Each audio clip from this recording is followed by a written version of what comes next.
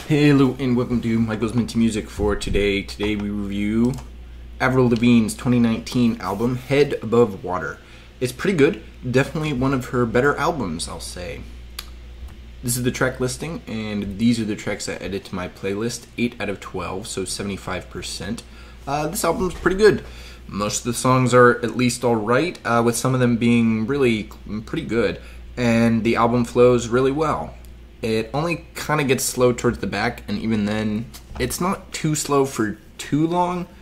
The overall sound of the album isn't too innovative or anything. It's pretty much just late 2010s pop all the way. Although there is some influence from a sort of more Christian rock style, especially with that opening track. Although it's not super interesting musically, most of the songs are still pretty good, so the album is still good. It's just not amazing or anything. But it's definitely got enough variety and enough interest for it to be pretty well done. There were 3 singles released before the album. The opening track, Head Above Water. 4th track, Tell Me It's Over. And the 5th track called Dumb Blonde, which I don't like. I don't like that song. I think it's stupid.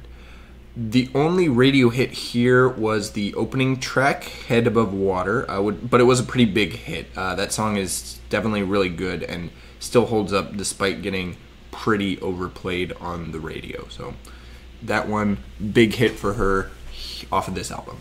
My favorite song here, though, except for maybe the title track, is I think 10th track, Bigger Wow. It's cheesy, but it comes at the perfect part of the album to really kind of end the album strong and push through to the end of the album. It speeds up basically after a slow section of the album. So I think I like that song the best here.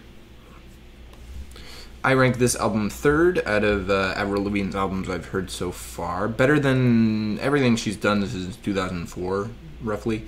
This is definitely an album that gets a bit away from the generic pop sound she's been doing in the context, and starts to be a bit more original, but not as much as her first 2 albums, I would say.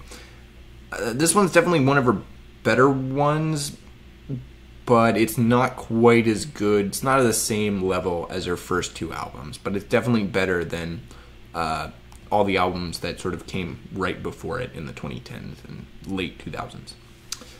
Now, this album doesn't take my top spot from 2019. That stays with Taylor Swift's Lover, which is just more consistent in quality. I think it's a little bit close, but I think Taylor Swift has more consistently good songs on this album than on Head Above Water. On this album, Head Above Water. They both flow around the same, and they kind of have the similar style. So it's kind of close, but I think I like Lover better. Next up is Queen's 1978 album, Jazz. I really love this album. It's one of my favorite albums of all time, and I think it's almost perfect. It's one of the best albums of all time, I would say, certainly in my opinion. So stay tuned for that, and as always, stay minty.